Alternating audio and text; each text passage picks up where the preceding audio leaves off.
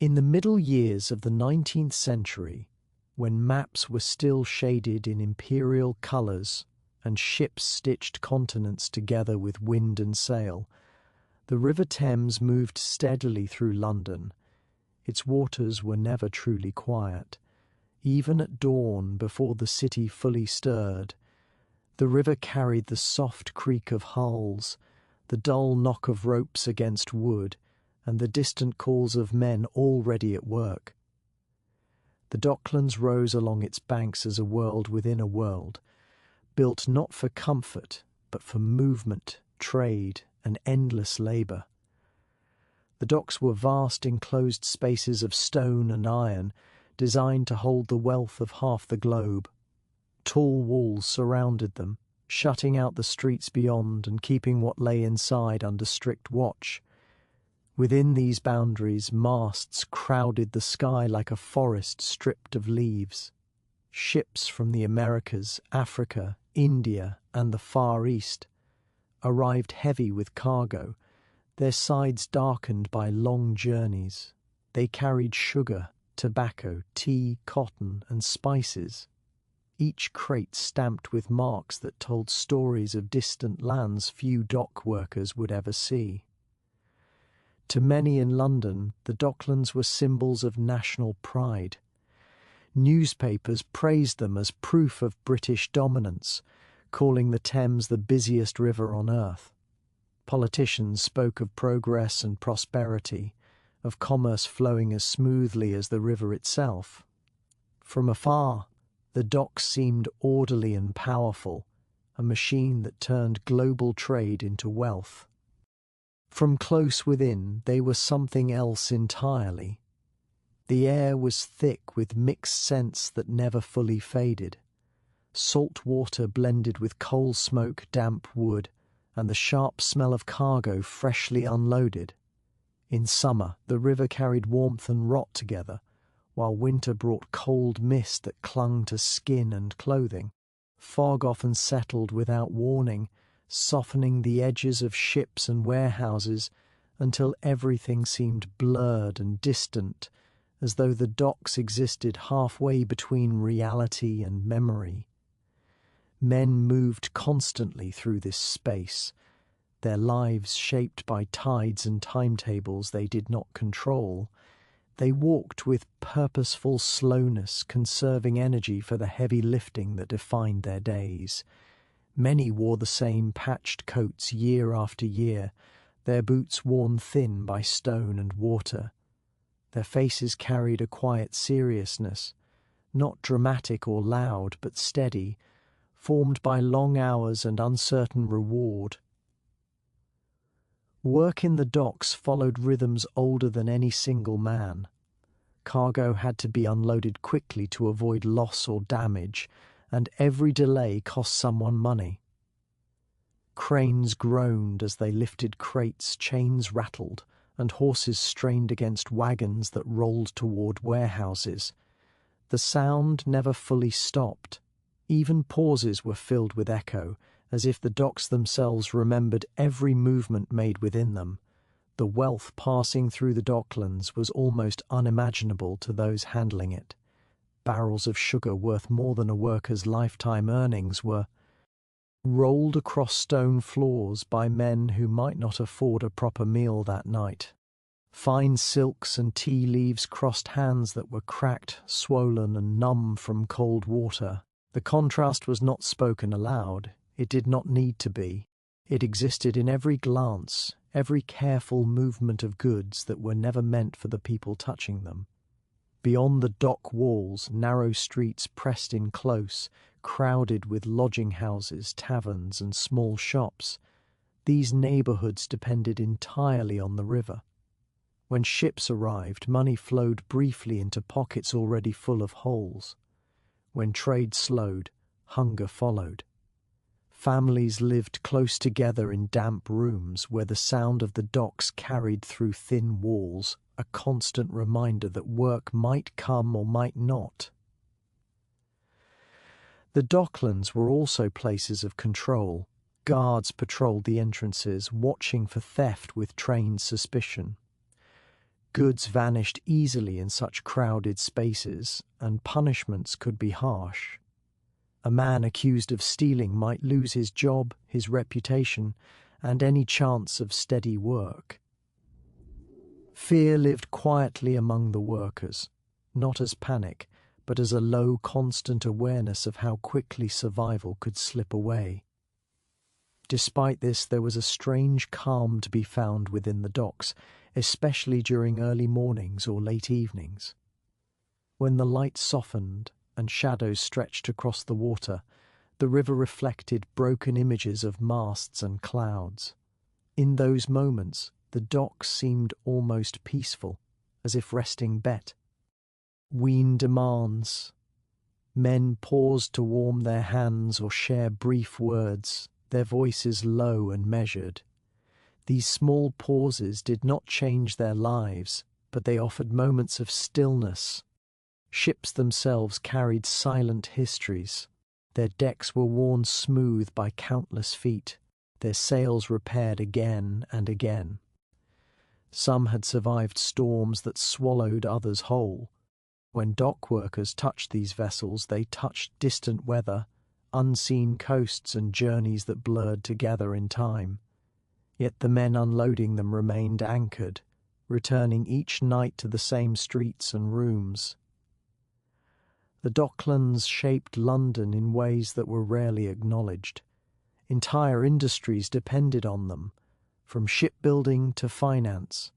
Clerks counted profits in offices far from the river's edge, while dock workers counted hours and calories. The city's growth rose on this foundation, steady and unseen by those who benefited most. As the day wore on, the docks grew louder and more crowded. Foremen shouted instructions, whistles cut through the noise, and wagons lined up in endless rows. There was little room for reflection during working hours. Bodies moved on instinct, trained by repetition. Mistakes brought injury, sometimes worse. Accidents were common enough to be accepted with quiet resignation.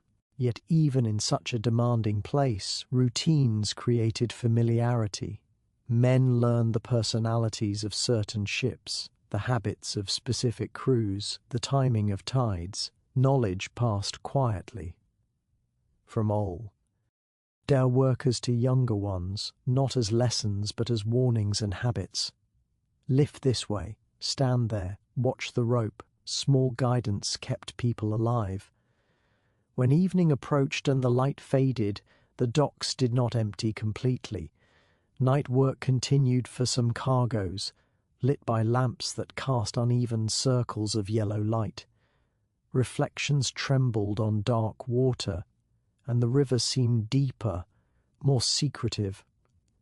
The day's rush softened into a slower rhythm, heavy but less frantic. The Docklands were not kind, but they were central. They stood as proof of London's reach and its contradictions. Wealth and hardship existed side by side, separated by walls and circumstance. The river carried both without judgment, flowing onward as it always had, indifferent to empire or individual. In this vast port, lives were shaped quietly, not by grand decisions or famous names, but by tides, cargo, and the daily choice to return again to the river's edge. The decision to leave was rarely sudden. It grew slowly, like a shadow stretching across familiar ground. In small villages and worn-out towns beyond London, life moved at a quieter pace, but it was no gentler.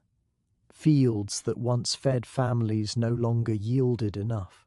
Workshops closed without ceremony, and generations of routine dissolved into uncertainty. For many, staying meant waiting for something that never arrived. Homes were modest and deeply known. Low ceilings, uneven floors, and the smell of wood smoke settled into walls over decades. These spaces held memories rather than comfort. A chair by the fire, a table marked by years of use, a window that framed the same view every morning. Leaving such places felt less like moving forward and more like tearing away a part of oneself. Families spoke carefully when the subject arose. Words were chosen slowly, often repeated before being believed. London was spoken of as opportunity, as work, as survival. It was rarely described as hope. Hope felt too fragile to name. Instead, there were practical reasons: wages, food, the chance to send something back home. These reasons carried weight even when fear sat quietly beside them. Packing was simple because there was little to pack: a change of clothes, perhaps a pair of boots wrapped in cloth, a small keepsake tucked into a pocket. Objects left behind mattered less than the routines that could not be carried. The sound of morning birds, the rhythm of familiar paths, the comfort of being known by name. These things were abandoned without ceremony. Goodbyes were often restrained. Too much emotion made departure harder. A handshake lingered a second too long. A mother's hand rested briefly on a shoulder. Words like "right" or "return" were spoken without expectation. Everyone understood that distance changed people, and that some journeys did not lead back. The road to London was long and uneven. Travellers moved by foot, cart, or crowded coaches that smelled of damp clothing and fatigue. Conversations were brief and cautious. Strangers shared space but not stories. Each person carried their own reasons, their own quiet calculations about what they were risking and what they might gain. As miles passed, the landscape shifted. Open fields gave way to clustered buildings, smoke rising more frequently into the sky. Roads grew busier, and the air itself seemed heavier, carrying distant sounds that hinted at something vast ahead. London announced itself gradually, not with grandeur, but with density. Upon arrival, the city did not pause to acknowledge new faces. Streets were crowded with movement, carts rattling past, voices overlapping in unfamiliar accents. Buildings rose higher and closer together, blocking the sky in places. For those accustomed to open horizons, this closeness felt both impressive and unsettling. The Thames was often the first landmark to make an impression. Wider than expected, darker in colour, it moved with a steady confidence. Boats passed constantly, some small and worn, others large and purposeful. The river did not invite reflection. It demanded attention, its surface alive with motion. Finding a place to sleep became an immediate concern. Lodging houses advertised cheap beds, their D. Oars open to anyone with a few coins. Inside, rooms were crowded and airless. Mattresses were thin, sometimes shared. Privacy did not exist. Exhaustion made discomfort easier to ignore, and sleep came quickly, even amid noise. Morning brought clarity and uncertainty together. With daylight, the scale of the city revealed itself more fully. Endless streets, unfamiliar names, and the sense of being one among thousands searching for the same thing. Work was not guaranteed. It had to be found, claimed, or waited for. Those drawn toward the docks followed the pull of the river. Directions were given vaguely toward the water, past the warehouses. The closer one came, the more the environment changed. The smell of river and cargo replaced that of homes and shops. The sound of labour grew louder, more constant. Leaving everything behind was not just physical. It required shedding expectations shaped by smaller places. In London, no one noticed individual struggle. Hunger, fatigue, and uncertainty blended into the background of city life. People learned quickly that attention was a resource rarely given freely, yet there was a quiet determination among those who arrived. It showed in the way they walked, watched, and waited. Pride was folded away, replaced by practicality. Survival required flexibility. Skills learned elsewhere might or might not matter here. Strength and endurance often spoke louder than experience. Money, when earned, felt heavier in the hand. Each coin represented effort multiplied by risk. Spending was careful, deliberate. Meals were chosen for fullness rather than taste. Every decision was weighed against tomorrow and the day after that. Loneliness settled in slowly. Familiar faces were replaced by crowds where no one looked twice. Even shared struggles did not always lead to connection. Trust developed cautiously. Words were measured. In a city this large, disappearing was easy. Still, there were moments of quiet reassurance. Watching the river at dawn, hearing distant bells, sharing a brief conversation with another newcomer. These small experiences reminded people that they were not entirely alone, even if they felt unseen. Leaving everything behind reshaped identity. The past became something carried internally rather than lived daily. Names, places, and histories mattered less than endurance. London did not ask who someone had been. It asked only whether they could keep going. The first sight of the Thames did not arrive like a revelation. It came quietly, almost without warning, as the city opened just enough to reveal a broad stretch of moving water. After miles of narrow streets and crowded paths, the river felt unexpectedly wide, as though space itself had returned. Its surface was dark and restless, reflecting little of the sky above, carrying instead the weight of everything that passed upon it. The river moved with purpose. Even when it appeared calm, there was a steady pull beneath the surface, guiding boats, debris, and reflections alike. The water was not clear. It held the colour of silt and shadow, shaped by tides that reached far beyond the city. For those seeing it for the first time, the Thames felt less like a river and more like a presence, something aware of its own importance. Along its edges, the city leaned inward. Warehouses rose close to the water, their brick faces darkened by years of damp air and smoke. Wooden stairs descended into the river at irregular intervals, worn smooth by countless feet. Mooring posts stood firm, ropes coiled around them in practiced loops. Everything near the Thames bore marks of use, repetition, and necessity. Boats passed constantly, some narrow and quick, others broad and slow. Barges moved low in the water, heavy with cargo. Their crews worked with quiet efficiency, hands moving automatically as they guided vessels through crowded channels. Voices carried across the water in fragments, shaped by wind and distance, blending into a low, continuous murmur. The smell of the river was immediate and unmistakable. It was a mixture of salt and mud, of wet wood, coal smoke, and something older, less defined.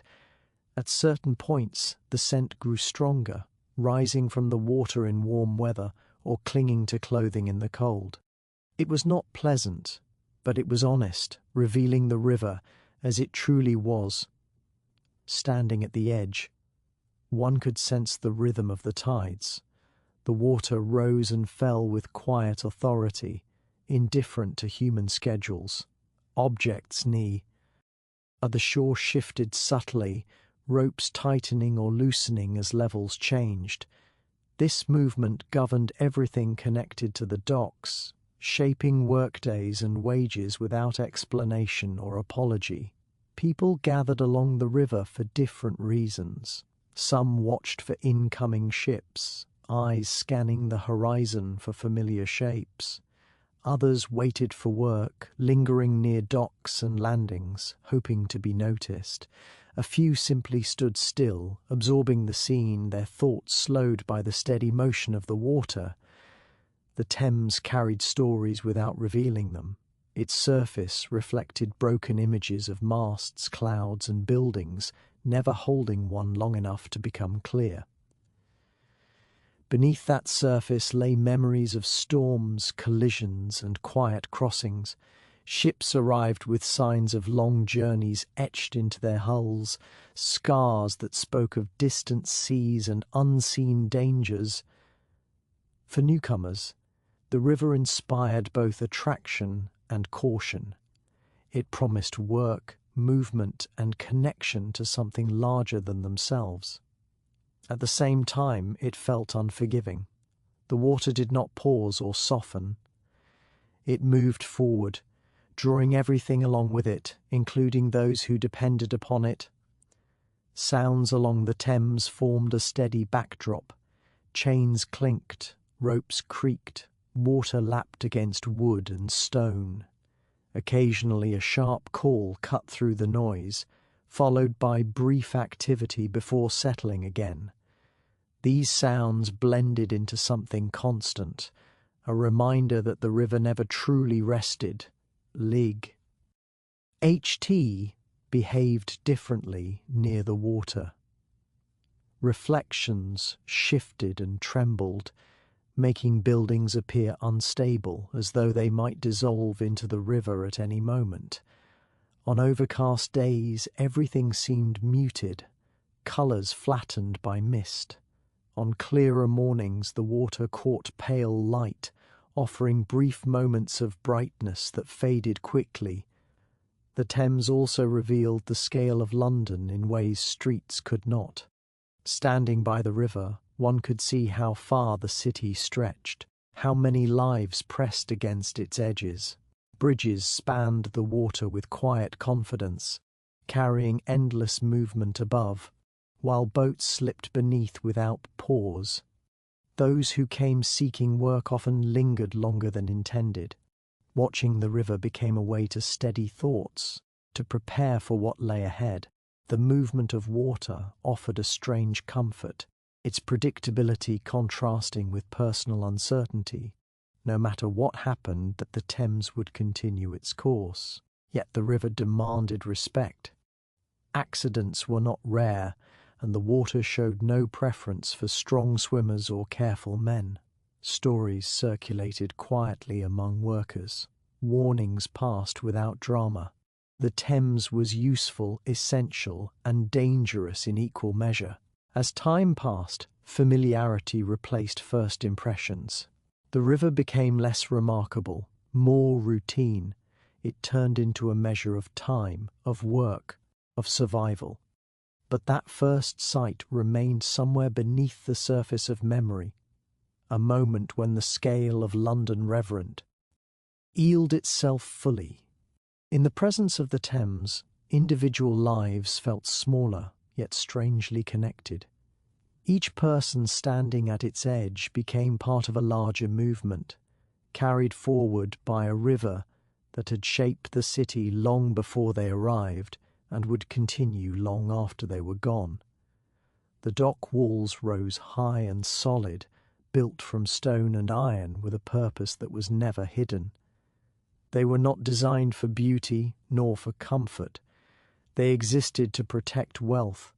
Inside them lay goods that had crossed oceans, goods insured, counted, and guarded. Outside them lived the people whose lives were shaped by those same goods, yet who remained separated from them by design. From a distance, the walls appeared impressive, symbols of order and control. Up close they felt imposing.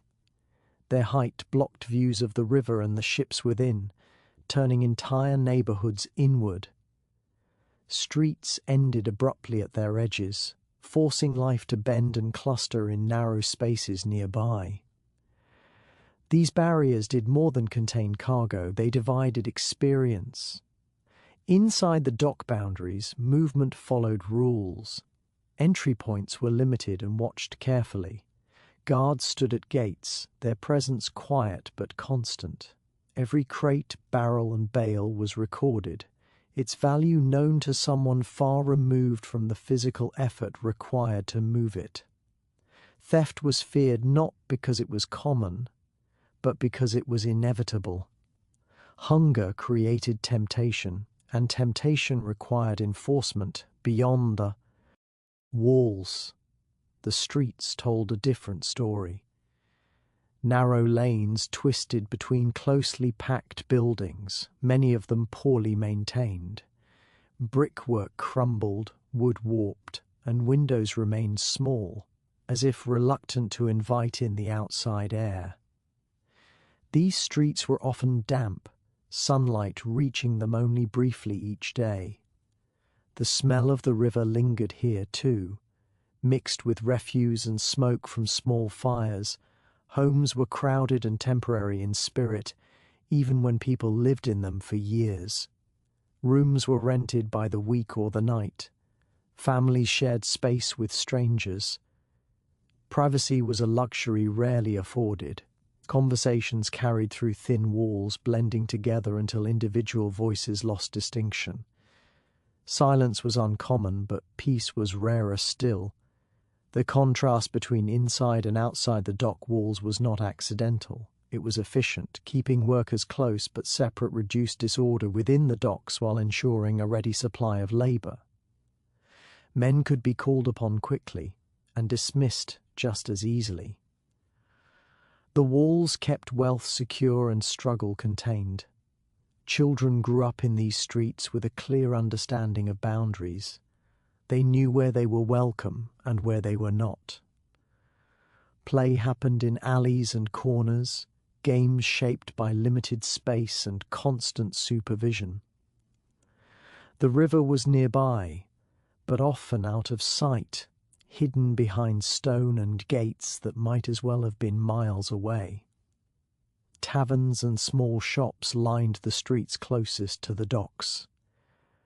They existed to serve immediate needs, food, drink, brief escape.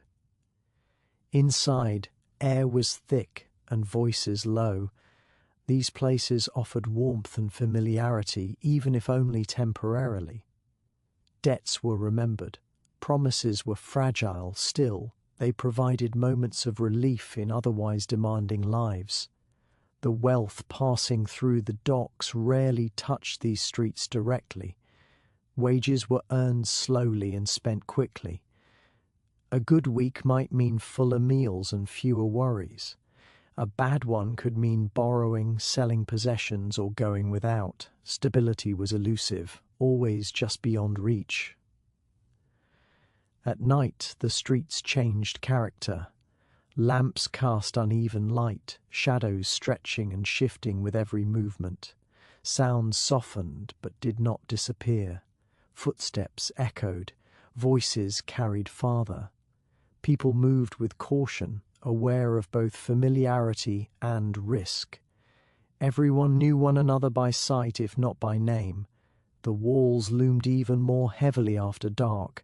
Their presence reminded residents of what lay just beyond, unreachable yet central to their lives. They stood silent, indifferent, holding goods whose value could never be measured in effort alone. The walls did not acknowledge the streets beside them, yet depended entirely on those who lived there. Occasionally, tension surfaced, accusations of theft, disputes over work, confrontations fueled by fatigue and frustration. These moments rarely led to change. They faded quickly, absorbed back into routine. Survival required endurance, not rebellion. Most people earned this early. Despite hardship, these streets were not without connection. Neighbours shared information, watched children and offered small kindnesses when possible. Community formed not from comfort, but from necessity. People relied on one another because no one else would. The walls ensured that such communities remained invisible to those who benefited most from the docks. Clerks, merchants, and investors moved in different spaces, rarely seeing the conditions that supported their profits. Distance softened responsibility. The walls made this distance physical and unquestionable. Over time, the presence of wealth so close yet unreachable shaped expectations. Dreams adjusted, ambitions narrowed. Many learned to measure success not by escape, but by endurance. A steady room, regular meals, the ability to keep going, these became achievements. The streets bore the marks of this quiet resilience. Worn thresholds, repaired clothing, reused materials. Nothing was wasted if it could be used again. Even hardship became familiar, its edges softened by routine. The walls remained unchanged, solid and enduring. The streets evolved slowly around them, adapting but never overcoming. Together they formed a landscape of contrast that defined the Docklands more clearly than any map. Within this divide, life continued, shaped by proximity to wealth and distance from it, steady and unremarked, moving forward one day at a time. Wapping High Street ran close to the river, narrow and uneven, shaped by centuries of footsteps and wheels. It did not announce itself as important, yet it carried the weight of countless lives moving through it. The buildings leaned inward slightly, their upper floors reaching toward one another as though sharing a quiet understanding. Brickwork was darkened by age, smoke, and damp air drifting in from the Thames. The street followed a gentle curve, never allowing a clear view of its full length. This made it feel contained, almost enclosed, despite being open to the sky.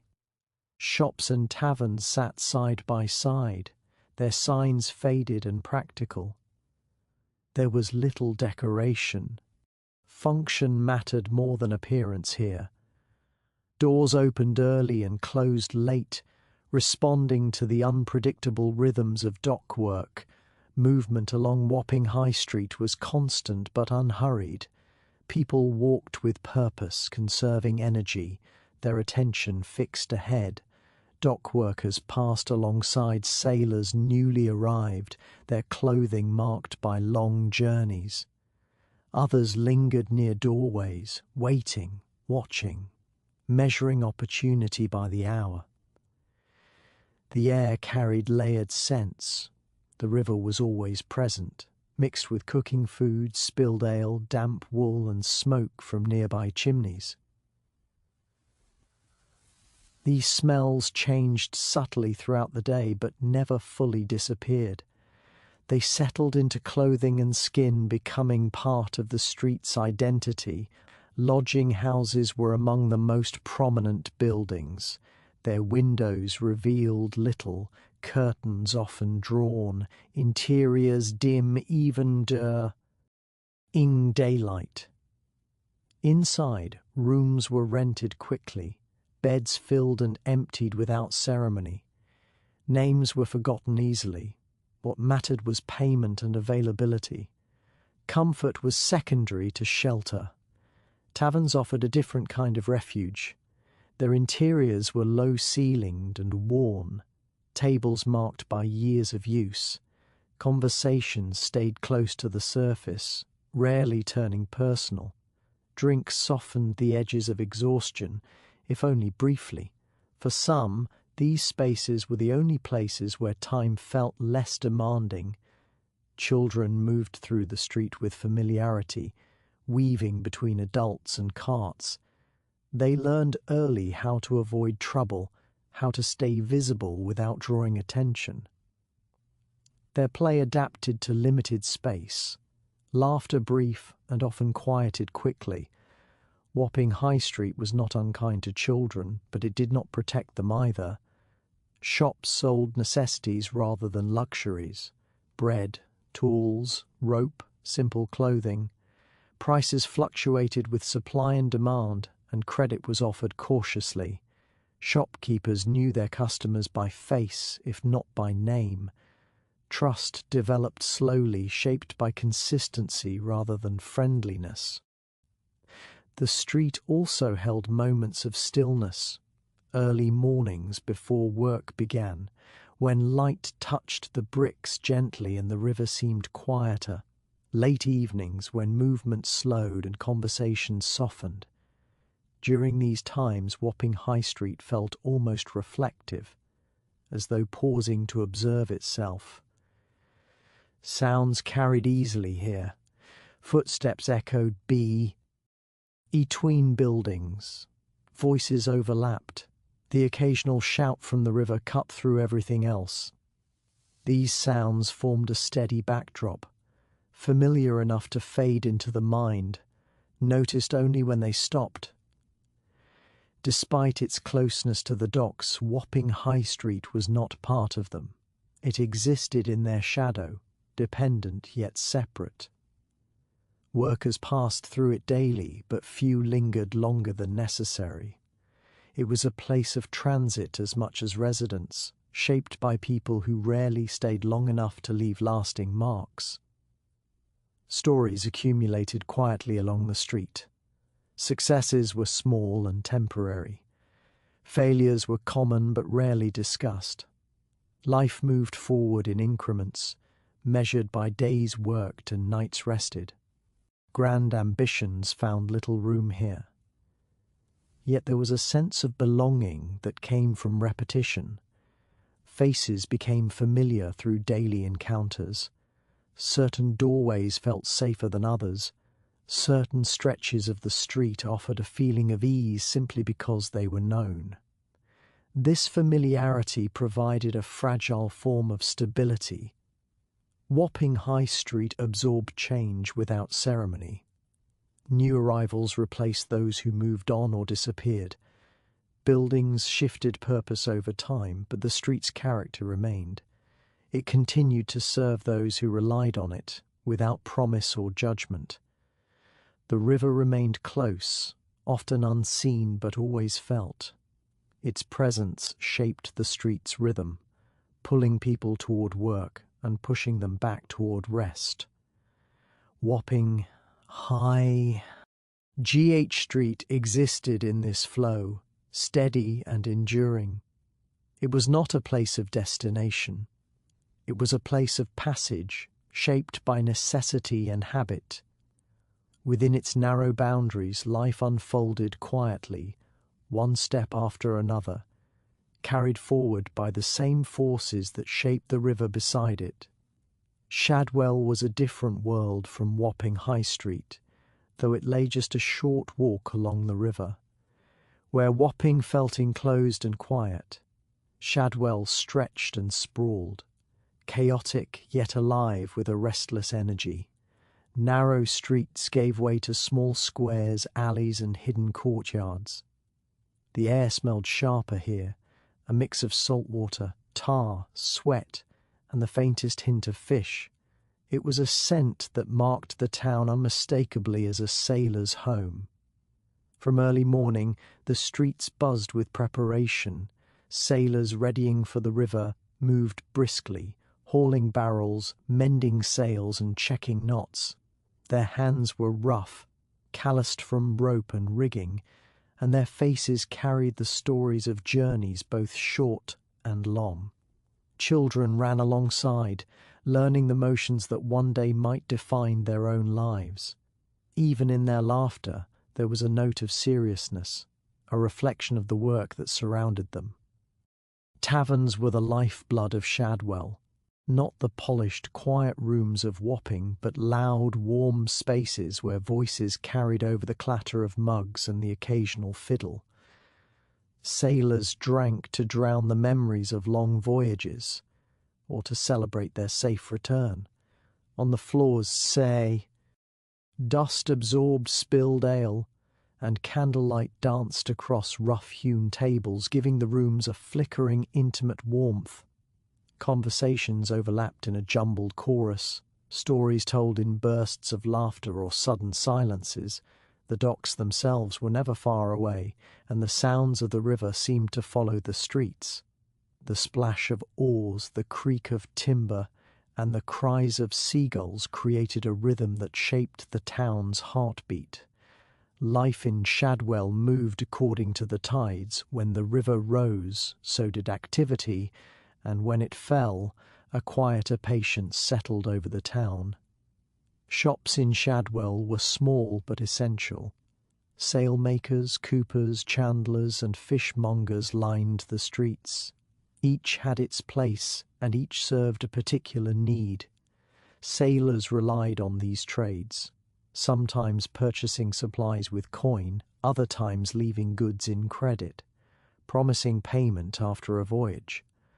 The streets were alive with negotiation, with voices raised to be heard over the hum of work and the occasional argument. Homes were modest, often built above workshops or tucked into narrow lanes. They leaned close together, walls sharing the weight of years. Inside, families moved quietly through cramped spaces, the smell of bread, smoke, and wet wool mixing with the river air that seeped in through open windows.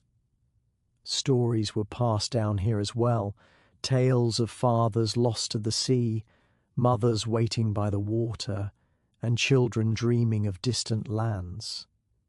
Children in Shadwell were apprentices, ND learners. Some helped haul cargo, others ran errands for shopkeepers or families of sailors. Their work began early, and though play was rare, imagination thrived in hidden corners. A puddle could become an ocean, a discarded piece of rope a lifeline. Every day was a lesson in observation, in patience, and in navigating a world shaped by water and tide. The streets were rough, and dangers were never far. Falling barrels, unstable docks, and drunken quarrels all made for a precarious life. Yet the town adapted. People learned to watch, to move carefully, and to respect the rhythm of both river and neighbour. In that adaptation, a subtle form of harmony existed, one that outsiders rarely understood. Evenings brought a shift in energy. Work slowed, but the town did not sleep. Families gathered in dimly lit rooms, sharing simple meals and soft conversations. Tavern lights glowed in the distance, promising warmth for those still seeking company.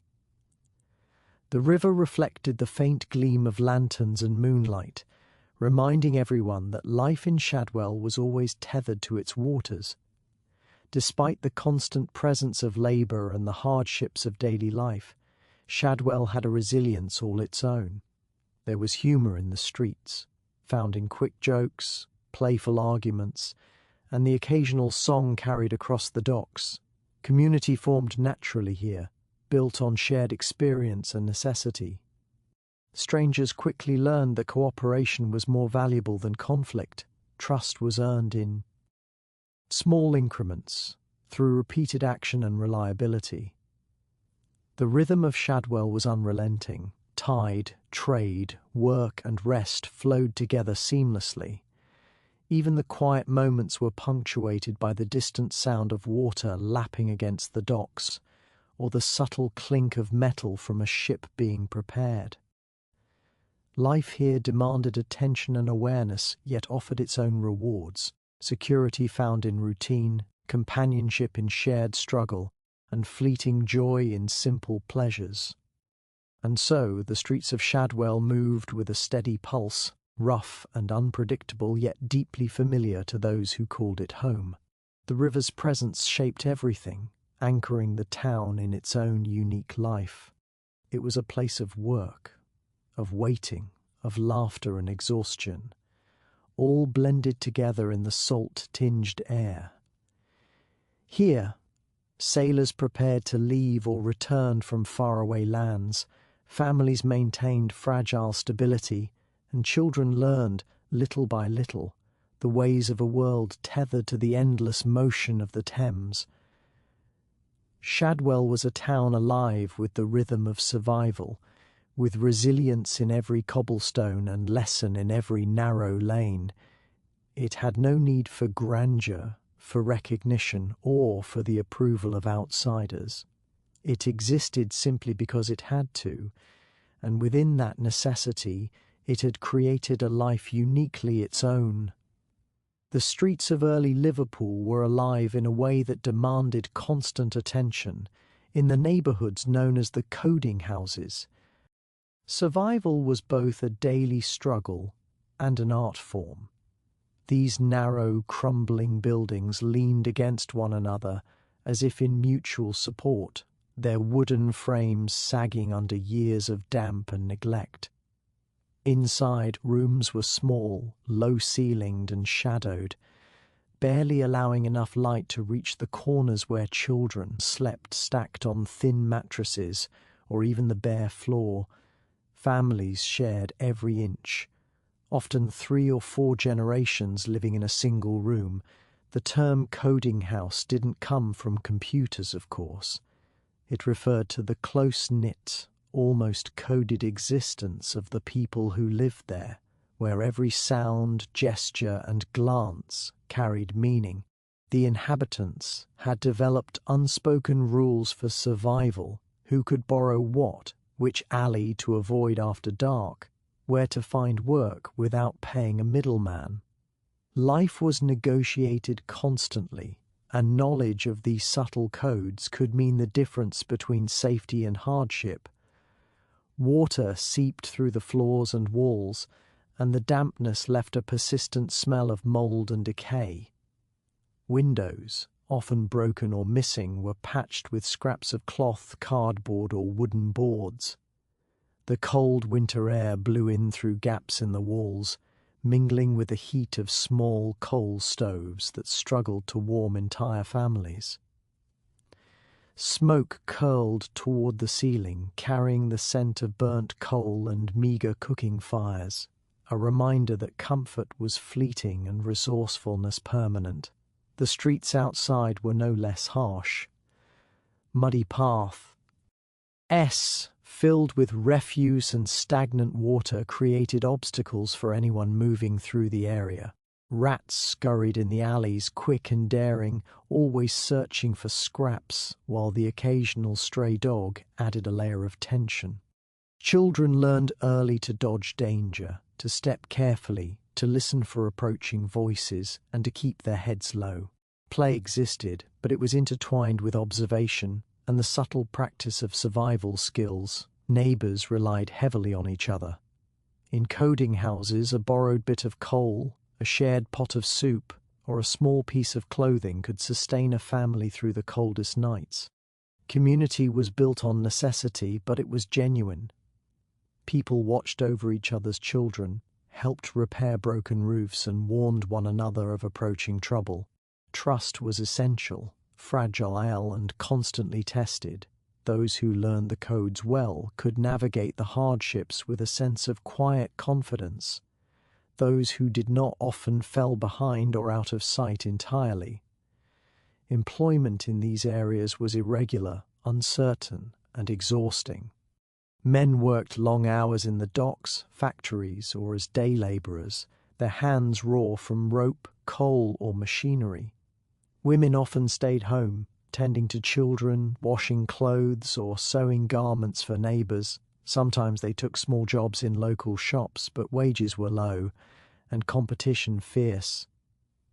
Survival required flexibility, and those who could pivot quickly, trading labour for food, favours, or shelter, were the ones who endured. Meals were small and simple: bread, potatoes, and occasionally a bit of salted meat formed the staple diet, supplemented by the occasional fish or vegetable if a hand could be found. Hunger was never far, and it shaped the rhythm of life. Children learned to eat quickly, to savour every morsel, and to accept scarcity as a fact of existence. Yet despite the lack, there was an economy of care. Neighbours shared what they could, and families stretched ingredients to feed everyone. Education was informal at best. Children learned from parents and older siblings, picking up skills necessary to survive, how to navigate the docks, mend clothing, recognize the sounds of danger, and read the subtle movements of those around them. Some learned to read or write in sporadic, overcrowded schools, but for most, knowledge was practical, immediate, and vital. It was a type of learning that demanded attention and rewarded ingenuity. Despite the hardship, life in the coding houses was not entirely grim. Small moments of joy appeared in the laughter of children playing in puddles or in the quiet camaraderie of neighbors sharing a story or a song. Even the most modest rooms could contain warmth, if only for a short while, as families huddled together near a small fire or celebrated a small success, a good day's work, a found coin, or a repaired roof. These moments became a lifeline, a reminder that survival was more than endurance. It was also about finding meaning, connection, and humanity in the harshest of conditions. The streets echoed with a constant hum of activity. Laundry hung on lines stretched across narrow lanes, flapping in the wind. Voices rose and fell as neighbors argued, laughed, or called instructions to one another. The occasional cart rattled over cobblestones, delivering goods, coal, or food, while the distant bells of churches marked the passage of time. Life moved quickly here, each day a careful negotiation between necessity and desire. Health was precarious. Disease travelled quickly in the overcrowded, damp conditions. Families faced regular bouts of illness, from fever to respiratory complaints, with limited access to medical help. Remedies were homegrown and pragmatic: herbs, warm broths, and rest. Those who survived childhood often emerged tougher, skilled in the art of endurance, and alert to the signals of danger that might threaten them again. Evening brought a slow descent into quiet, though never complete silence. The streets dimmed as candlelight or lanterns glimmered from windows. Families settled together, the close quarters providing both comfort and constraint. Some sang softly to children, others whispered about their plans for the next day, always aware of the tenuous balance between rest and readiness. Night in the coding houses was a mixture of fatigue and vigilance, a rhythm that had been honed over countless generations. In all of this, the town moved with a relentless energy, a mixture of hardship, community, quiet perseverance. The coding houses were far from beautiful, far from orderly, yet they were alive with human ingenuity and the determination to survive. Life was measured not in luxury but in small victories: a warm meal, a fixed roof, a safe passage through the day. And within those victories, families, neighbors, and children learned to navigate a world that demanded both toughness and care. The coding houses were a testament to the resilience of ordinary people. Within their walls, survival was a shared endeavor, a constant negotiation with circumstance, environment, and one another. It was not a life of comfort or ease, but it was life lived with purpose, skill, and an unspoken pride in the quiet art of enduring. The docks of early Liverpool were a universe unto themselves, bustling with a rhythm entirely their own, a pulse that could be felt even before it was seen. From the moment dawn broke, the waterfront stirred with a chorus of activity, the creak of ropes, the slap of waves against timber, the distant calls of sailors and labourers echoing across the water. Ships of every size lined the quays, their hulls dark and weathered, yet gleaming in places where care had been taken. The docks were more than a place of work. They were a stage for the city's ambitions, the lifeblood of trade, and the mirror of its inequalities. To an outsider, the docks might have seemed chaotic, a maze of crates, barrels, and endless lines of rope. But the people who worked there understood the subtle order behind the apparent disorder. Dockmasters kept meticulous logs, noting the arrival and departure of ships, the types of cargo, and the crew's details. These records were crucial, for the docks were not just a place of labour, they were a nexus of commerce, law, and sometimes lawlessness.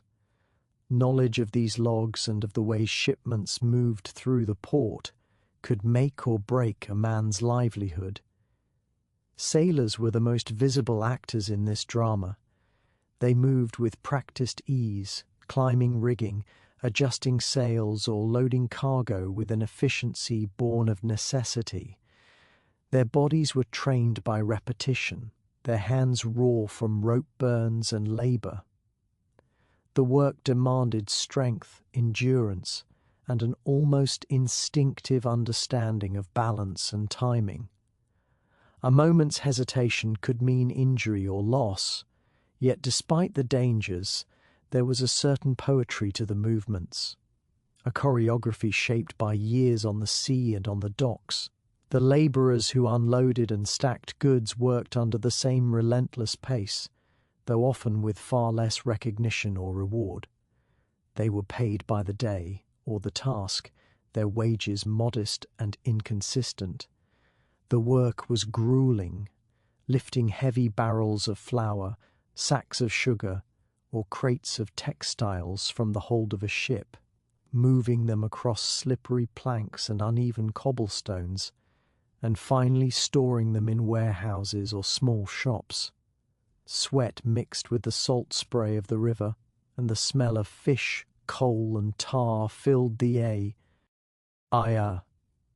Every day was a test of strength, endurance, and resilience, yet not all work at the docks was so straightforward. Many transactions took place in the shadowy corners, in whispered deals between merchants, sailors, and labourers. Smuggling, short payments, and the occasional stolen crate were part of the hidden economy that ran alongside the official records. Dock workers had to navigate these invisible rules as carefully as they navigated the timber planks of a ship. Knowledge, connections, and cunning could be as valuable as brute strength, and those who understood both often prospered. The docks were a melting pot of humanity. Men and women from different parts of the world converged here. The Irish fleeing famine, sailors from distant ports, traders from Europe and beyond. Languages mixed in the air alongside the clang of metal and the murmur of the water. Every person carried their own story, their own reason for being here, but all were bound by the shared rhythm of the waterfront. In the crowded inns and taverns nearby, these stories intertwined further, with news of arrivals, departures, and opportunities traded over mugs of ale. Time at the docks was dictated by tides, tides by the moon, and the moon by the slow, steady orbit that no man could change.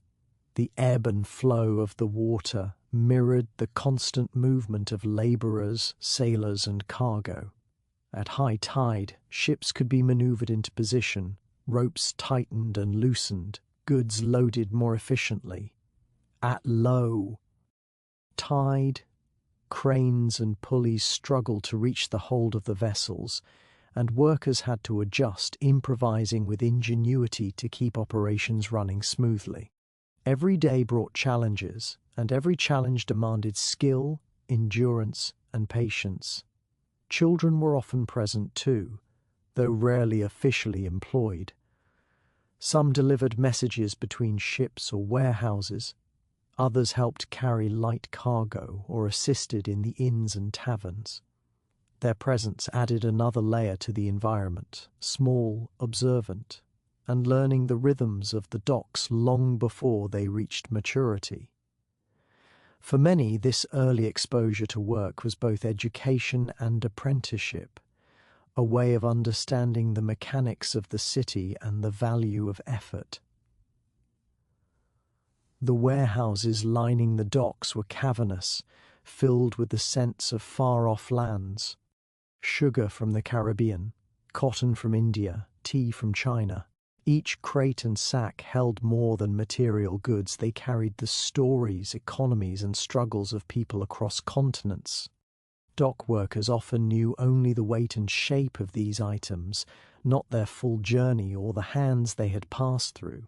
Yet every cargo told a story of labour, trade, and the invisible connections that linked Liverpool to the wider world.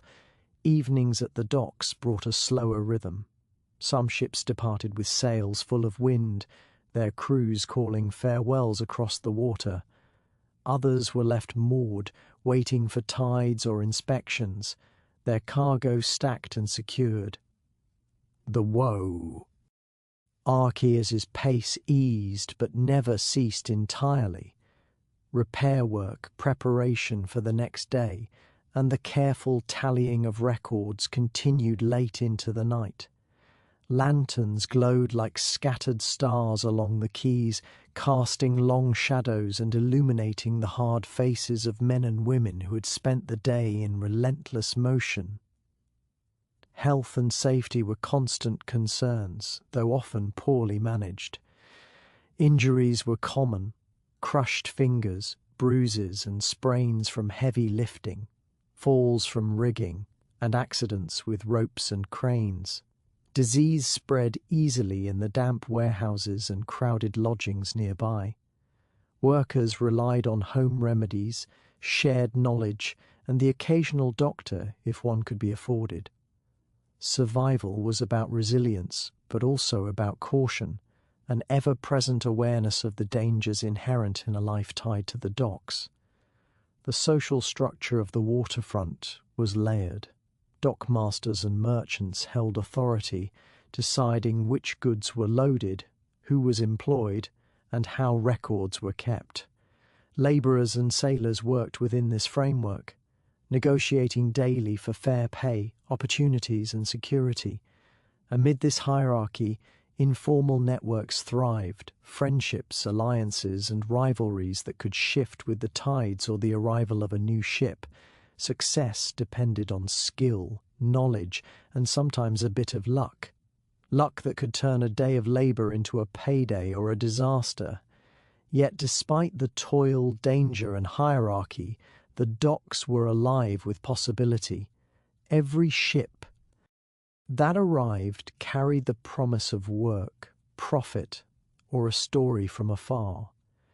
Every labourer who completed a day's task with skill and endurance earned not just a wage but a measure of pride. The docks were a place where effort was visible, tangible, and vital. They demanded the best from those who worked there, rewarding those who understood its rhythms, dangers, and unspoken rules.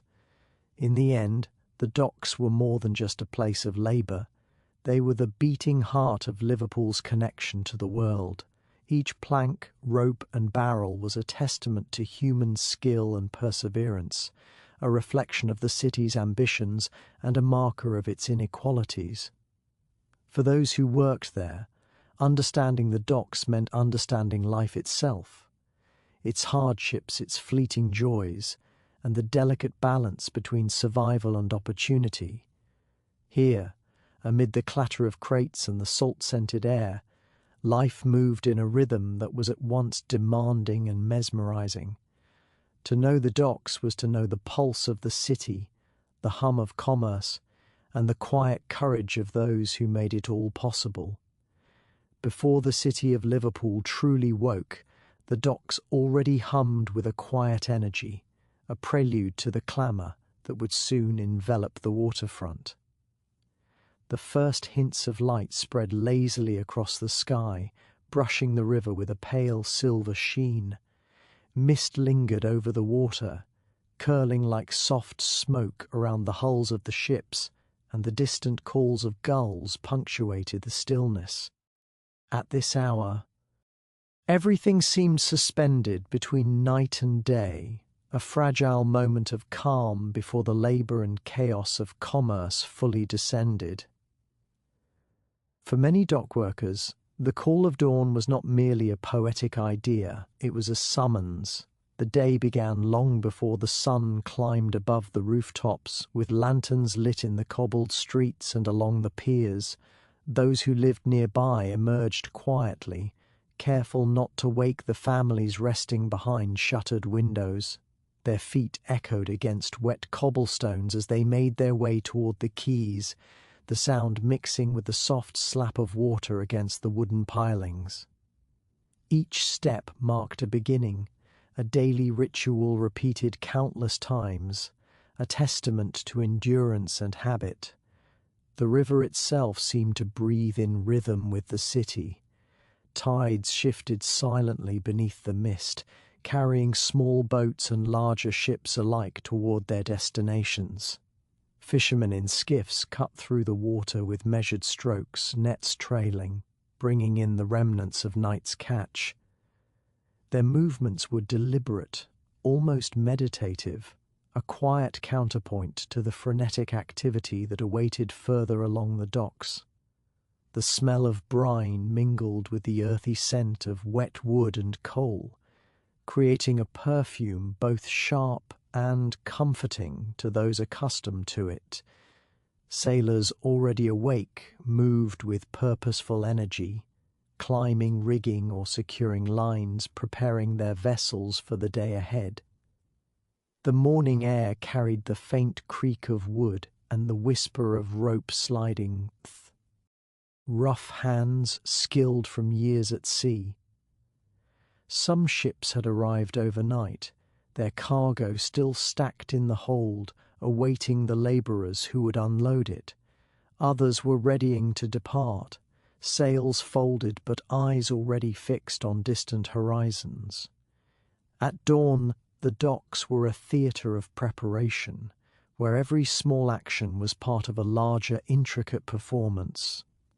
Labourers gathered in small groups, sharing quiet words and nods of acknowledgement before dispersing to their stations.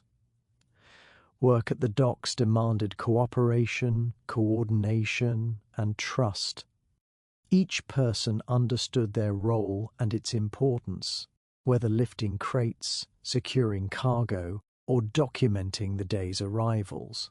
The early morning light revealed the uneven surfaces of the quays, the splintered edges of wooden planks, and the worn stone of the warehouses. These details, often overlooked by outsiders, were vital to those who moved among them. Awareness of footing, timing, and spatial relationships could mean the difference between safety and injury. Dawn also brought a brief, shared serenity, a moment when the city seemed to pause and the world felt a little larger. The cool air carried hints of distant markets, the aroma of early bread baking, and the faint hum of the few taverns already opening to serve the earliest customers. Birds flitted between posts and rooftops, their calls a reminder of life beyond labour, of the natural world threading itself through the industrial rhythm of human toil. For a fleeting instant, the docks were not a place of hierarchy or survival, but simply a space alive with light, sound, and air. The workday, however, was never far from anyone's mind. As the sun slowly ascended, casting long shadows across the piers, tasks became more urgent. Crates had to be checked, ropes adjusted, and ships inspected before the tide would allow movement. Merchants and dockmasters appeared, their presence a signal that business was officially commencing. Their eyes scanned the waterfront, assessing readiness and noting any delays. Orders were given, recorded, and acknowledged with crisp efficiency, the kind that left little room for hesitation or error. Children appeared among the early risers, small but agile, carrying messages or assisting in minor tasks. Their presence was a constant reminder of continuity and apprenticeship. These youngsters learned the rhythm of the docks not through formal schooling, but by observation, repetition, and necessity. They understood the interplay of tides, cargo, and human effort almost instinctively, absorbing lessons that would guide them into adulthood. The dawn, therefore, was not only a beginning for work, but also for education and preparation, shaping the lives of those who would inherit the waterfront. The river mirrored the slow illumination of the city, reflecting both the soft glow of the sky and the growing bustle along its banks. Small waves lapped against the hulls of vessels, carrying debris, drifting rope, and the occasional forgotten item from a previous day's labour. Fishermen cast their nets again, and seagulls swooped low, diving for food and weaving through the mist like dancers. The water's motion, subtle yet constant, became a silent partner to the human endeavour, emphasising both dependence and unpredictability in the life of the docks. As the first full rays of sunlight hit the warehouses, long shadows stretched across the quays, revealing the textures of brick, stone, and timber. The city awoke fully, voices rising, feet moving, and wheels creaking. Tasks multiplied, and the pace accelerated, but the memory of dawn's quiet persisted for those who had witnessed it. It was a reminder of patience, of rhythm, and of the gentle persistence required to face a day shaped by labour and the unpredictable tides of commerce. In the inns and taverns near the waterfront, proprietors served hot porridge, tea, and coffee to the earliest customers, their muted chatter blending with the clatter of dishes and the occasional shout from the quays. Smiles were exchanged, news shared, and small gestures acknowledged in a world where camaraderie and cooperation could make survival easier. These moments, brief as they were, offered a sense of community and continuity amid the relentless movement of labour. By mid-morning, the docks had transformed entirely. The subtle magic of dawn, that quiet, mist-filled prelude, gave way to the full orchestra of work. Ships were being loaded and unloaded at a steady pace. Sails were hoy, stared and trimmed, and the murmur of conversation escalated into calls and commands. Yet even as the day's demands surged, the memory of the early light remained embedded in the rhythm of those who had seen it, a reminder that the city, the river, and life itself moved in cycles, each day beginning with a promise whispered in the calm of the first light. The call of dawn, then, was not just a signal to rise, it was a subtle, persistent thread connecting labour, observation, and reflection. Those who heeded it found themselves attuned to the city's heartbeat, aware of its intricacies, and ready to navigate its challenges. It was a quiet honour, a shared secret among those who faced the day before it fully emerged, and a gentle reassurance that no matter how chaotic the hours ahead might be, every day began with a moment of clarity, calm, and possibility. Here, on the mist-laden piers, with the river flowing steadily and the gulls circling above, life at the docks began anew.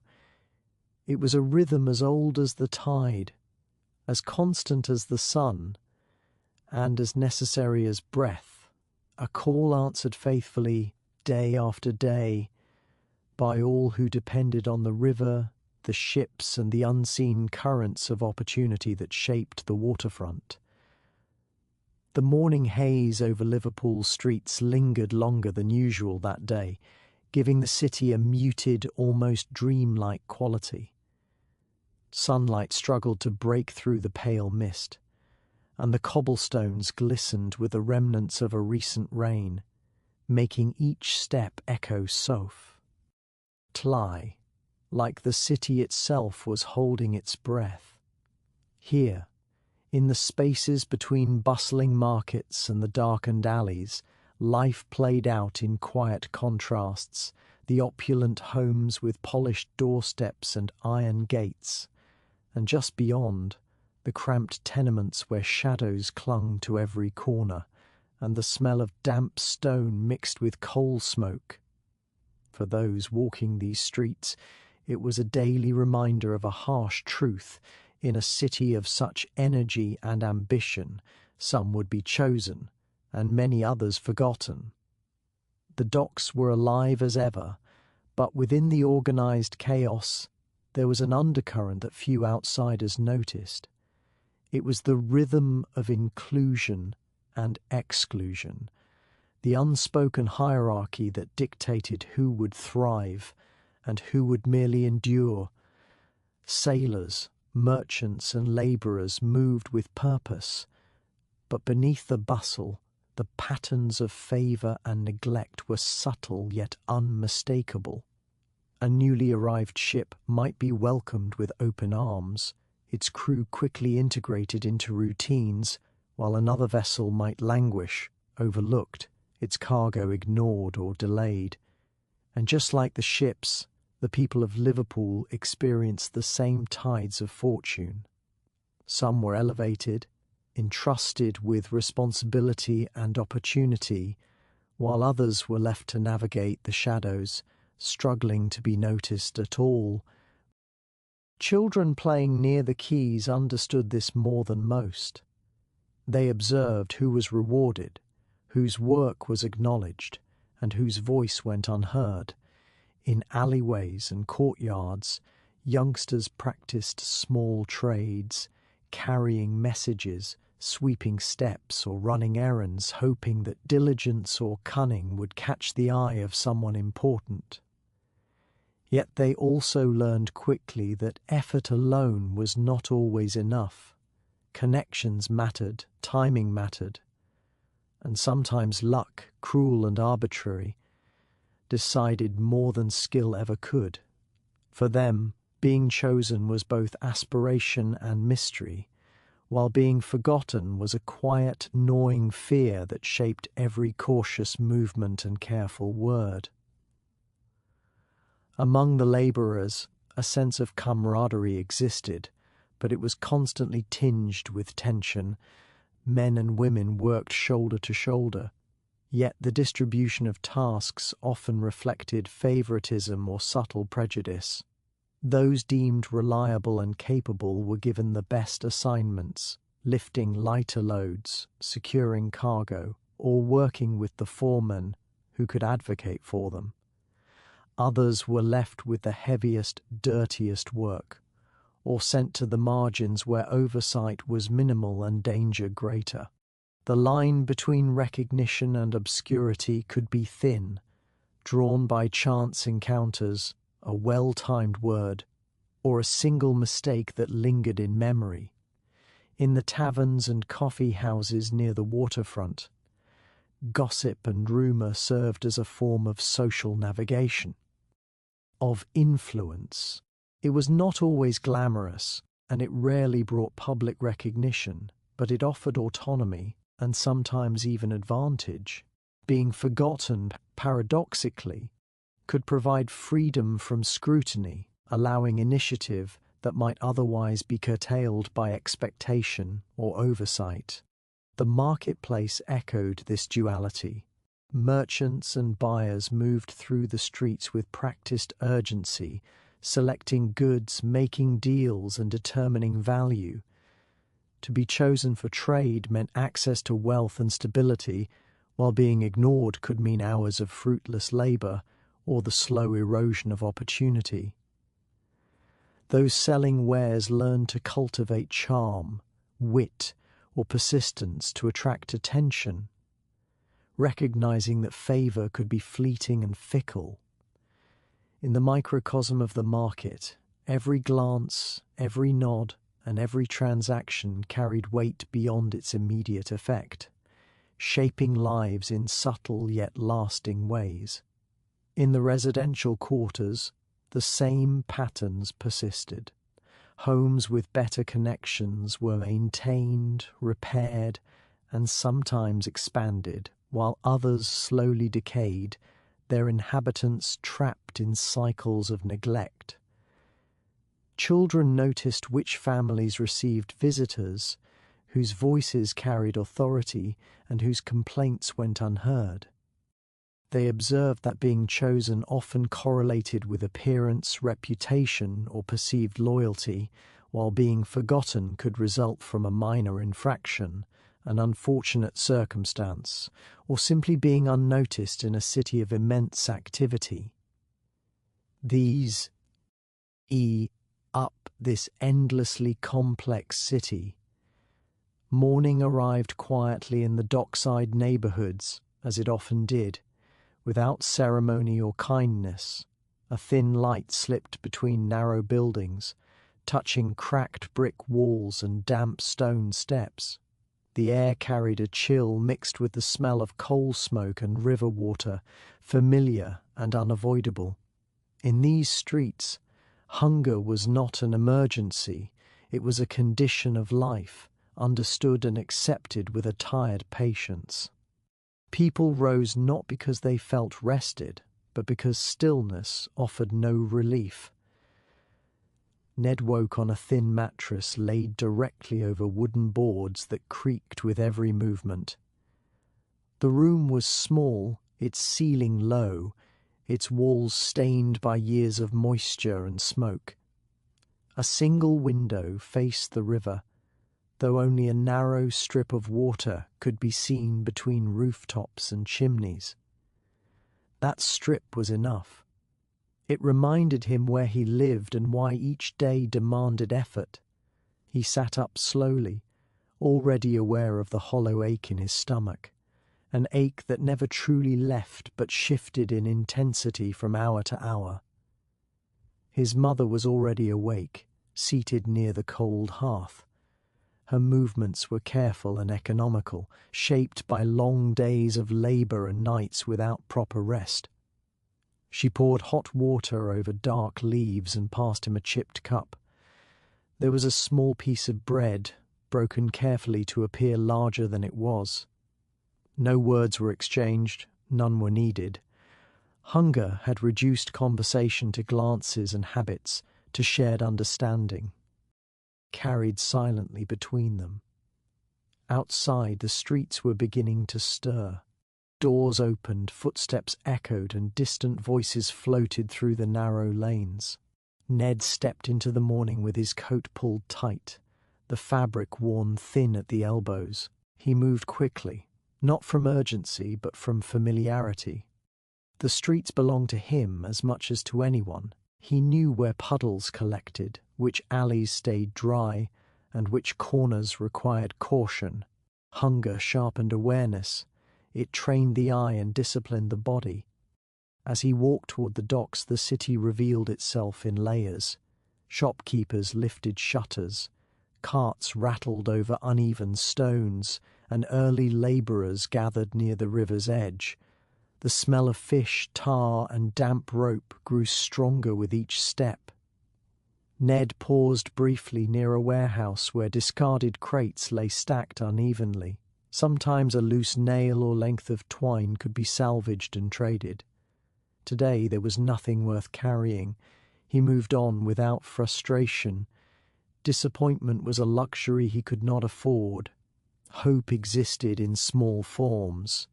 It lived in routine, in the belief that effort might be noticed, that familiarity could turn into trust. Ned was known along certain stretches of the docks. Not important, but present. Presence mattered. He watched how men were chosen for work, how names were called or ignored. He understood that waiting quietly often achieved more than pushing forward. Hunger taught patience as effectively as it taught need, near.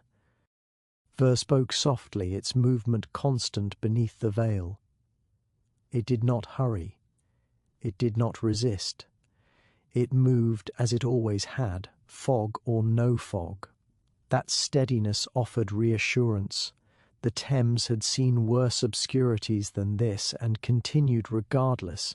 Gradually, almost imperceptibly, the fog began to thin, not lifting all at once, but loosening its hold. Shapes sharpened slightly. Distance returned in cautious increments. A mast reappeared. A warehouse edge regained definition. The river's surface revealed itself again, dark and moving, familiar and unchanged. Work resumed its fuller rhythm without comment. No one marked the moment. The fog had come and gone as it always did, leaving behind damp wood, chilled fingers, and a quiet sense of having passed through something together. The city reclaimed its outlines. The docks regained their usual noise, yet traces remained. Clothing stayed wet, the air held a lingering chill, and in memory the fog left its mark, not as an event, but as a reminder that clarity was temporary, that certainty could disappear without warning, and that the river, indifferent and enduring, would always demand patience. The Thames flowed on, carrying reflections of buildings, ships, and sky once more. Life along its banks continued, shaped by conditions both visible and unseen. The fog had altered nothing permanently, yet it had touched everything briefly, softly, leaving behind the quiet knowledge that not all things were meant to be seen clear. To be understood.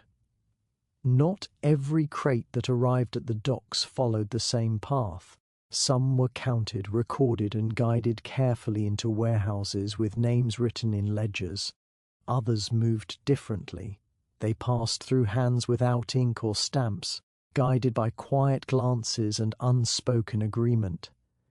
This process had no schedule and no paperwork, yet it functioned with remarkable precision. It was known only to those who needed it, and it existed alongside official trade without ever fully revealing itself. The unofficial unloading began long before cargo touched the quay. Knowledge travelled ahead of ships, what they carried, when they would arrive, and which holds were easiest to access. This information passed quietly from sailor to dockhand, from clerk to labourer, shaped by trust built over time. Nothing was rushed. The success of the process depended on restraint and familiarity rather than speed. When a ship finally docked, activity unfolded as usual. Ropes were secured, hatches opened, and foremen called out assignments.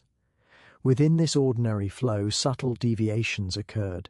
A crate might be shifted aside briefly. A sack might be placed closer to the edge of a stack than intended. A moment of distraction could allow an item to move without comment. These actions were small enough to appear accidental, yet deliberate enough to be effective. Labourers involved in this work moved with practised calm. Their expressions did not change.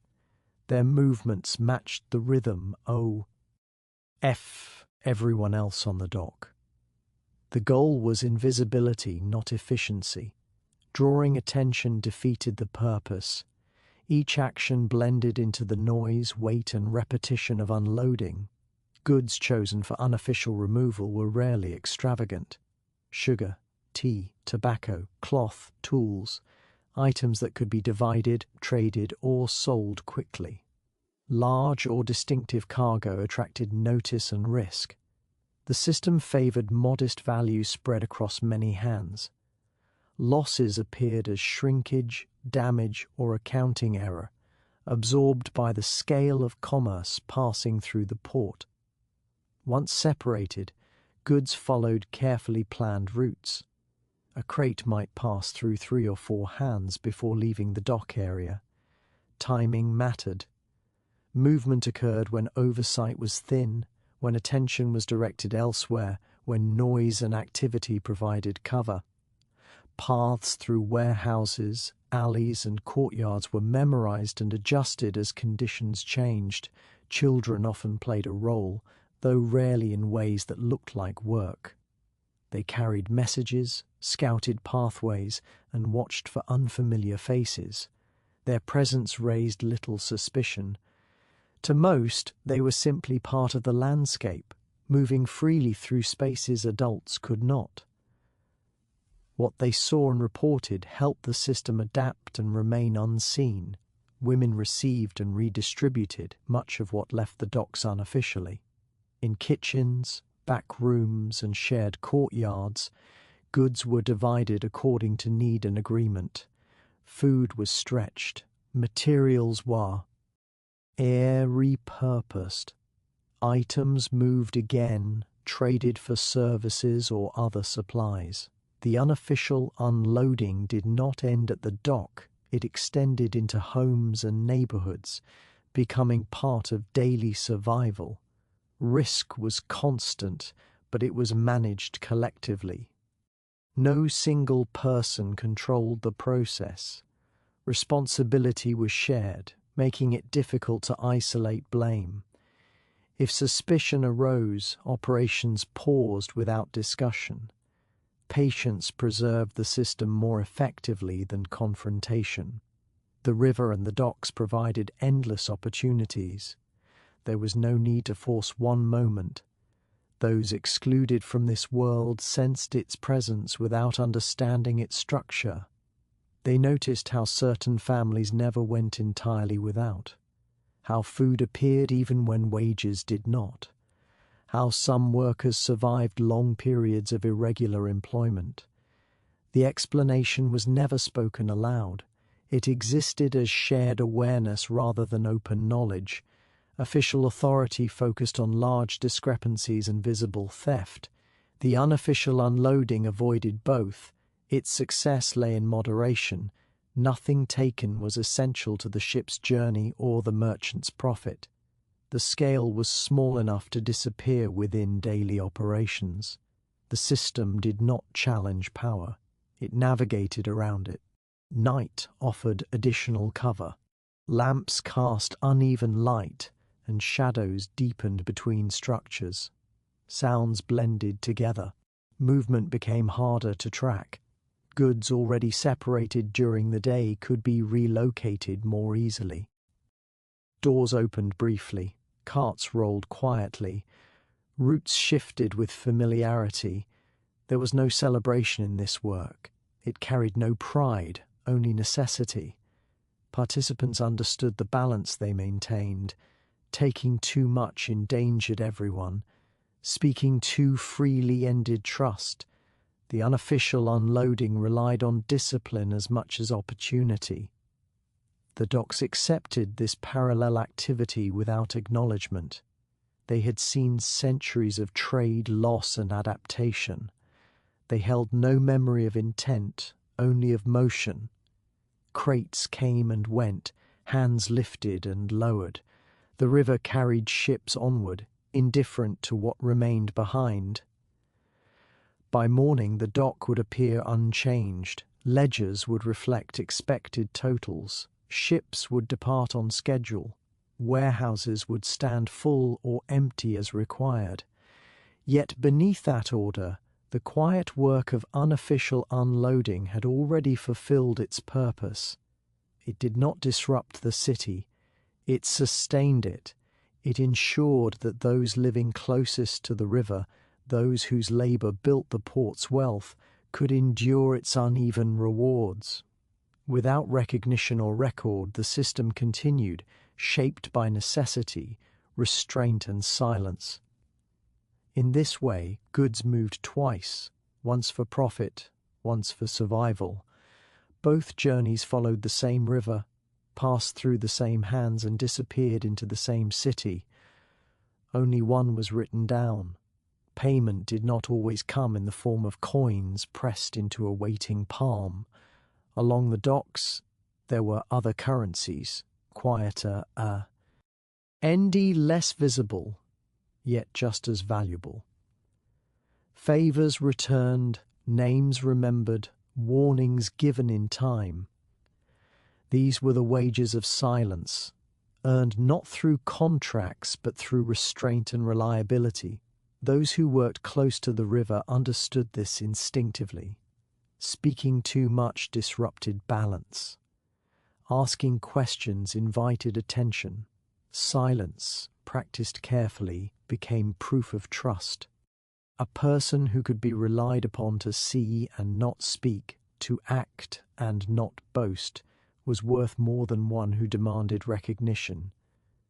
Work passed through many hands, and not every hand received equal reward.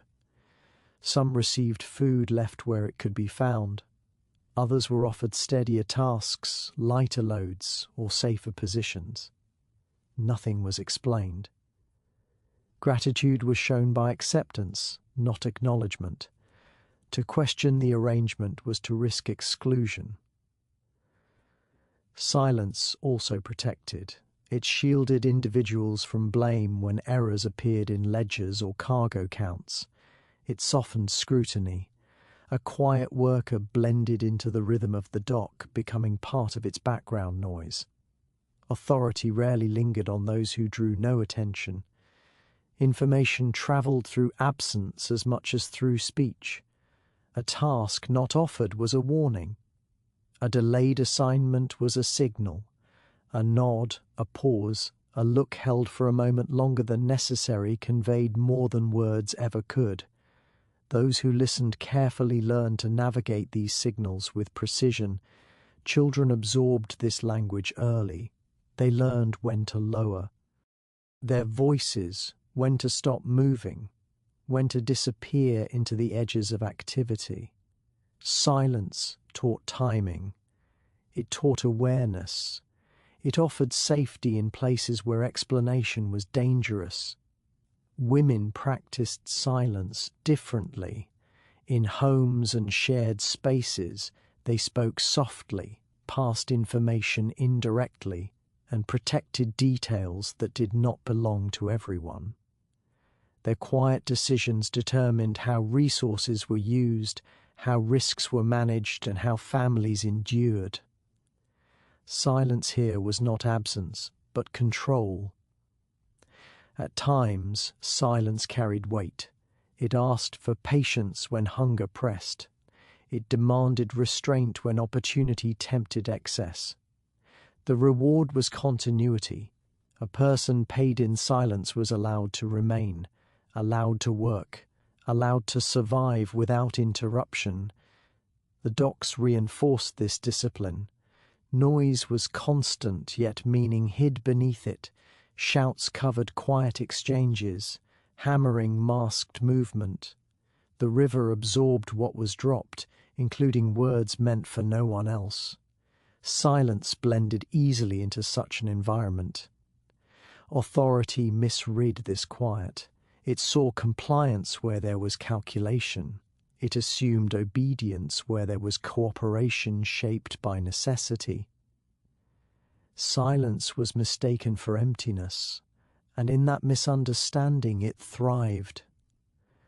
There were moments when speaking would have been easier, moments when explanation could have eased confusion or corrected error. Those moments passed without action. Silence held firm. The cost of speech was understood without discuss. Shion, payment arrived slowly, unevenly. A warning given before inspection. A task offered when others were turned away.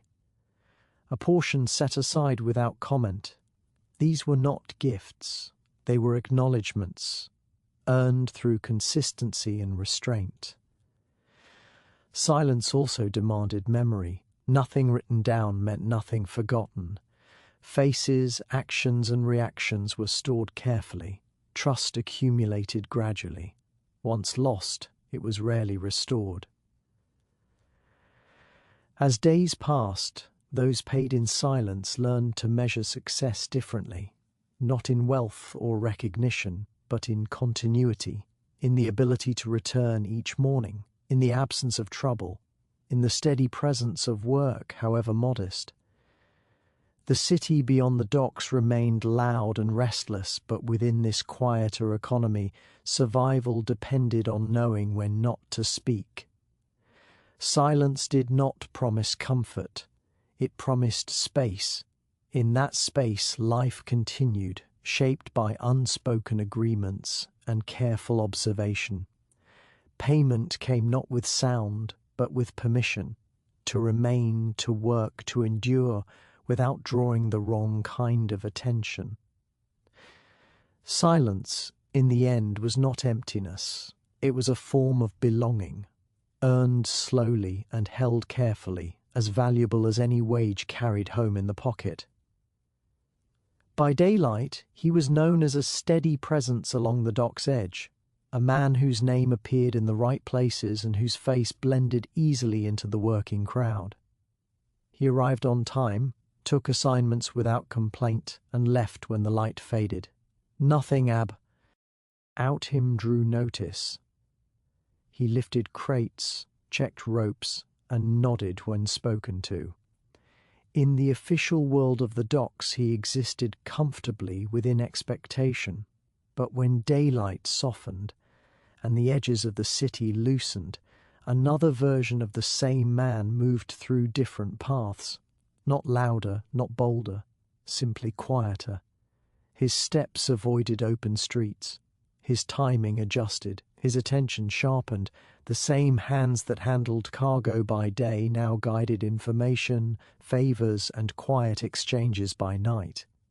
He lived two lives without ever announcing the difference. The transition required discipline. Nothing could cross from one life into the other without careful consideration. A word spoken in the wrong place, a gesture misread, a habit noticed, and both lives could unravel. He maintained boundaries with care. By day he asked no questions. By night he answered none.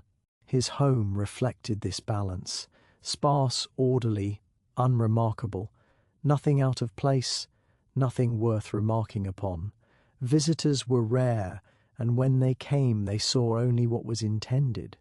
The walls held no secrets because secrets were not stored there. They were carried, remembered, and released only when necessary. At the docks, others sensed his reliability without understanding its source.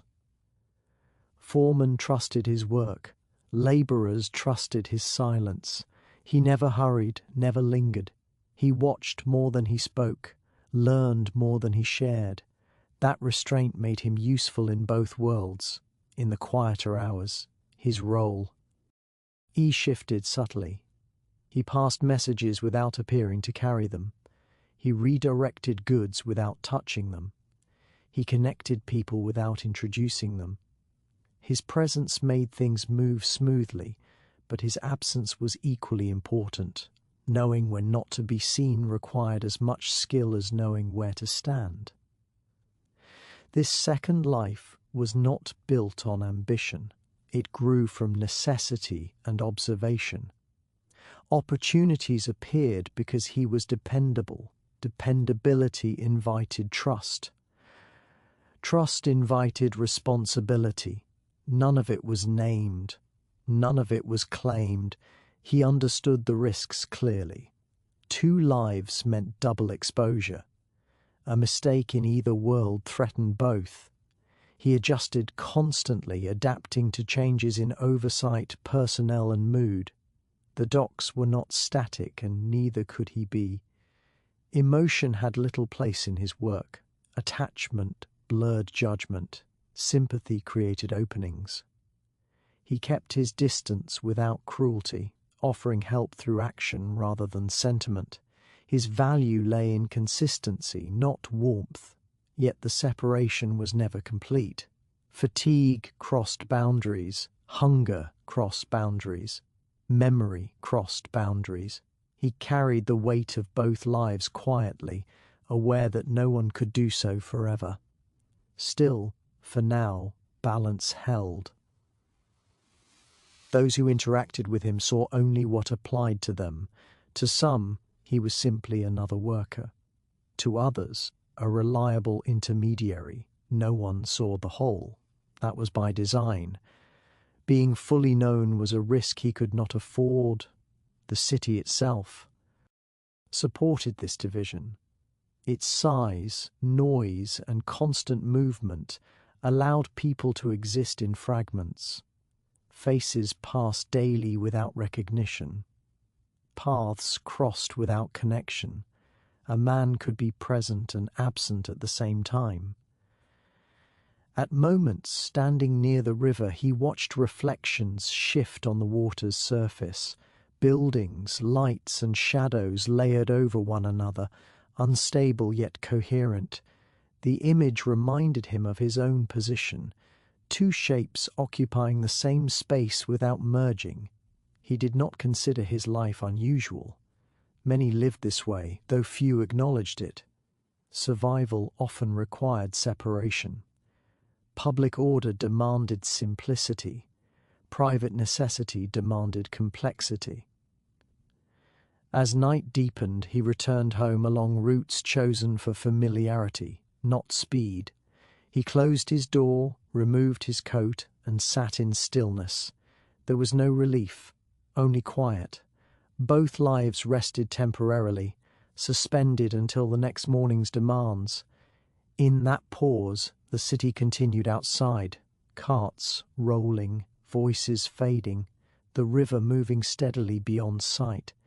He remained where he was, neither fully one man nor the other, but both at once, held together by routine, restraint, and the unspoken understanding that some lives were lived in layers rather than lines. Ratcliffe Highway revealed itself gradually, not through signs or invitations, but through atmosphere. The street carried a different weight than the surrounding lanes, heavier with sound and shadow. Lamps burned brighter here, yet the dark between them felt deeper. Music drifted from open doors, mingling with laughter that rose and fell unpredictably.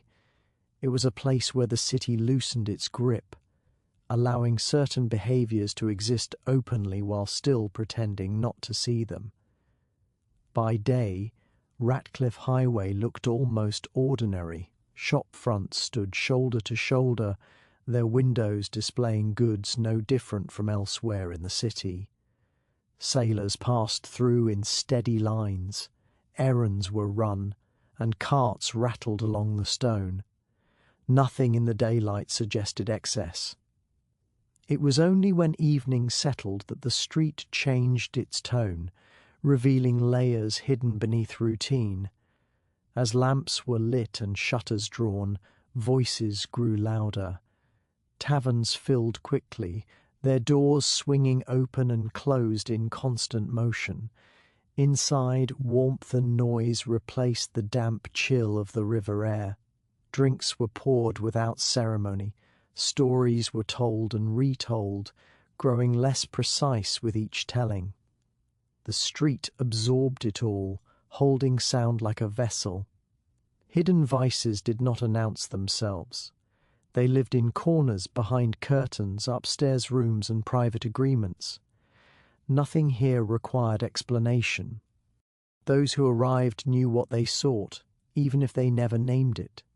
Those who worked these spaces understood discretion as a necessity, not a virtue. What happened inside stayed inside, protected by silence and shared interest. Money moved differently along Ratcliffe Highway. Coins passed quickly from hand to hand, rarely lingering. Payment brought distraction, forgetfulness, temporary relief from long days and harder thoughts. For sailors newly arrived, the street offered release from confinement and discipline. For dock workers, it offered escape from repetition and restraint. For others, it offered income when respectable work was scarce. Women navigated this environment with practiced awareness. Some served drinks, others sang, some simply listened. Their roles varied, but all required careful judgment. Attention could be opportunity or danger. Boundaries were managed subtly, enforced through tone, posture, and support from those who controlled the spaces. Survival here depended on reading the room as accurately as reading the street. Men arrived carrying fatigue and expectation in equal measure. Some sought noise to drown out memory. Others sought companionship without commitment. The street offered both without question. No one asked where a man came from or where he would go next. Presence was enough. Hidden vices extended beyond taverns. Games of chance occurred in back rooms, their outcomes decided quietly. Small trades happened out of sight, goods exchanged for coin or favour. Nothing was extravagant. Excess drew attention. The system favoured moderation, repetition, and familiarity. The street maintained its own order. Those who disrupted it did not return. Trouble was discouraged quickly and efficiently, often without visible intervention. Everyone understood the rules without hearing them spoken. Ratcliffe Highway survived by remaining predictable within its unpredictability. Children were kept at a distance, guided away by habit rather than force. They knew where not to linger, which corners to avoid, and when to return home. The street taught these lessons indirectly, through tone and example rather than instruction. Authority passed through occasionally, visible but detached. Presence alone often sufficed. The street adjusted its behaviour temporarily, lowering volume, closing certain doors, shifting activity elsewhere. Nothing stopped completely. It simply changed shape until attention moved on. Smells defined the night as much as sound. Spilled drink, smoke, damp wool, and river air blended together. The street carried these traces long after doors closed, embedding memory into stone and wood. Even in silence, Ratcliffe Highway felt occupied. For some, the street represented danger. For others, necessity. For many, it was simply part of the city's rhythm, no more remarkable than the tide. It existed because it was needed, because it absorbed pressures that had nowhere else to go. Those who worked the docks understood this connection. Long hours, physical strain, and uncertainty required release. The street provided it without demanding explanation. In return, it asked only discretion and payment. As the night deepened, movement slowed, laughter softened, doors closed one by one, lamps dimmed. The street did not sleep, it rested. What remained as quieter, more contained, watched carefully by those who stayed behind. By early morning, Ratcliffe Highway returned to its daytime form. Evidence of the night faded quickly. Barrels were moved, floors cleaned, windows wiped. The street reset itself without ceremony. Those who passed through later would see nothing unusual, yet the memory lingered for those who knew. Ratcliffe Highway was not defined by vice alone, but by what it concealed and contained. It was a space where the city allowed itself to breathe unevenly, releasing tension without acknowledgement. Hidden vices were not separate from the city, they were woven into it, shaped by need and restraint. Ratcliffe Highway held them quietly, neither celebrating nor condemning, simply existing as one more expression of life along the river's edge. Empires were remembered through maps, monuments, and names etched into stone. They were measured by territory gained, ports opened, and goods moved across oceans. Yet beneath every calculation stood men whose names never appeared in records, whose labour left no inscription. Among them was the forgotten man of the empire, present everywhere and acknowledged nowhere. He rose before the city fully stirred, moving through streets still damp with night air. His work did not inspire songs or speeches. It required strength, patience, and repetition. He lifted what others sold, carried what others claimed, and endured what others avoided. The empire expanded because he moved when told, waited when required, and accepted conditions without expectation of reward. His hands bore the evidence of this life: scarred knuckles, split skin, and nails permanently darkened by work. Each mark told a story that no one asked to hear. Pain became familiar, something noted briefly and then set aside. There was no time to linger on discomfort when the day demanded motion. The docks shaped his hours and his posture. He learned how to stand to preserve energy, how to lift without breaking his back, how to step aside just before danger passed. These skills were acquired without instruction, passed indirectly through observation and habit. Experience was his only teacher, and mistakes were costly. He understood the empire not through ideology but through weight, the weight of crates from distant lands, the weight of schedules imposed by tides and markets, the weight of silence expected of him. Each day added another layer, pressing down steadily, shaping him into someone durable and unseen. By daylight, he was part of a crowd, indistinguishable unless missing. Foremen noticed absence more than presence. Reliability was assumed until it failed. He existed in that narrow space between notice and neglect, valued only for continuity. His worth was measured by how little disruption followed his labor. Food sustained him just enough to return the next day. Shelter protected him from the weather, not from uncertainty. Comfort was minimal, temporary, and rarely expected. He learned no. To imagine ease, only stability. That expectation kept disappointment manageable. The empire's wealth passed through his hands without stopping. Sugar, tobacco, cloth, metal. Objects that transformed lives elsewhere barely paused in his grasp. He felt their weight, not their value. The prophet travelled upward and outward, leaving behind only exhaustion and routine. Stories of grandeur reached him occasionally, filtered through tavern talk or overheard conversation. Distant lands, powerful figures, decisive victories. He listened without attachment. Those stories belonged to another world, one that required his labour but did not include his voice.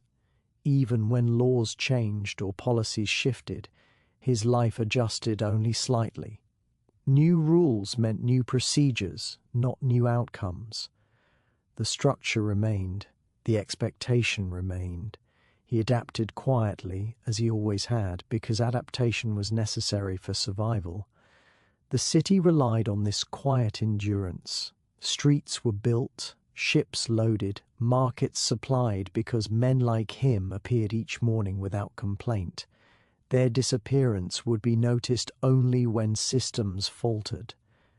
Presence was invisible, absence was disruptive. Time passed differently for him. Days blurred together, marked more by physical fatigue than by dates or events. Seasons announced themselves through cold fingers, stiff joints, and altered light on the river. Memory attached itself to sensations rather than milestones. He did not consider himself important, nor die. He considered himself powerless. Importance belonged to others. Power was abstract. What he possessed was capacity, the ability to continue. That capacity sustained not only himself, but the vast, impersonal structure built upon his effort. At night, when the city softened and noise receded, he allowed himself moments of stillness. Not reflection in the grand sense, but awareness.